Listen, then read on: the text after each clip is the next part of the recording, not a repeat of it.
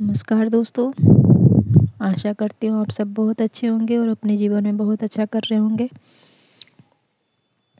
अपने हाथ की मुख्य तथा सहायक रेखाओं के इस एपिसोड में मैं एक अन्य रोचक जानकारी लेकर आई हूँ अन्य रेखा के बारे में। उस रेखा को ज्ञान विज्ञान रेखा बोलते हैं। ये ज्ञान विज्ञान रेखा क्या है, चलिए आइए जानते हैं इसके बारे में।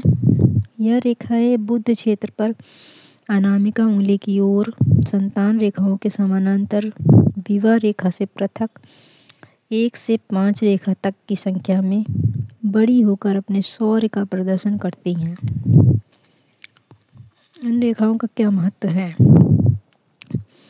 ये रेखाएं खंडित या दोषित हों, अवरोधक टूटी फूटी हों अथवा द्वीप हो तो वह स्वीकार्य आविष्कारक या अनुसंधान में विफल होता है ऐसा व्यक्ति।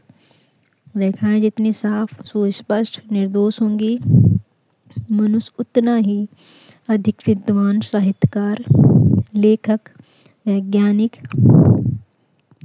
आविष्कारक होगा।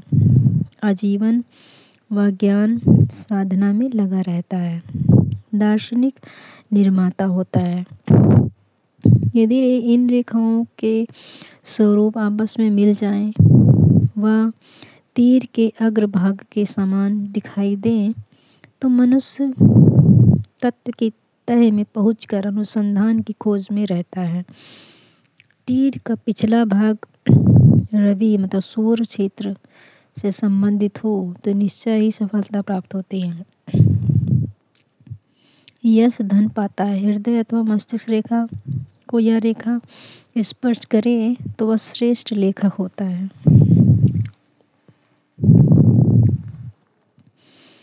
यश व धन अवश्य मिलता है, परंतु प्रौढ़ावस्था में जाकर। अब जानते हैं बुद्धि रेखा। यह रेखा कहाँ पर होती है? हाथ में।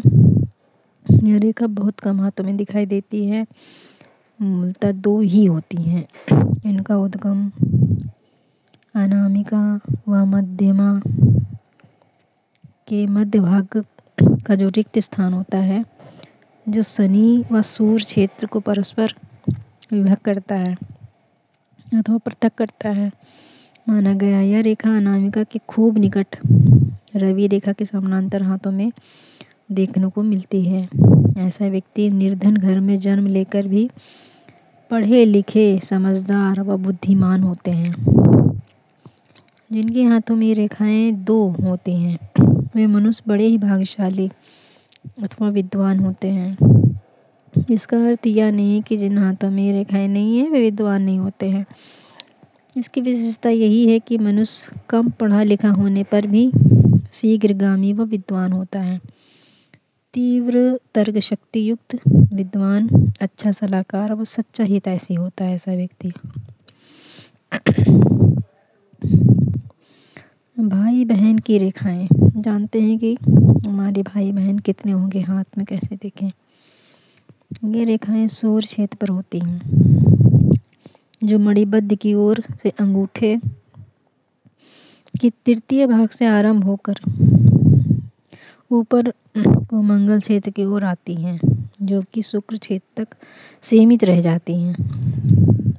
ये रेखाएं संख्या में जितनी होंगी उतने ही भाई बहन होना निश्चित है।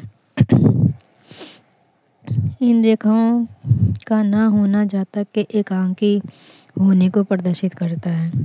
इन रेखा जो खड़ी शुक्र क्षेत्र पर होती हैं, कुछ रेखाएं लंबी होती हैं, सुंदर, साफ व स्पष्ट होती हैं। वे भात्र संख्या बतलाती हैं, और जो छोटी होती है वे बहनों की संख्या बताती हैं। तथा जो अत्यंत छोटी होती हैं, खंडित हो या टूटी फूटी हो, दीप युक्त हो या धन चिन्ह हो या दोषी हो, वे भाई बहन की वियोग या मृत्यु की सूचना देती हैं। अब जानते हैं हम पद रेखा के बारे में। स्टेटस लाइन जिसको बोलते हैं। ये रेखा कहाँ होती है?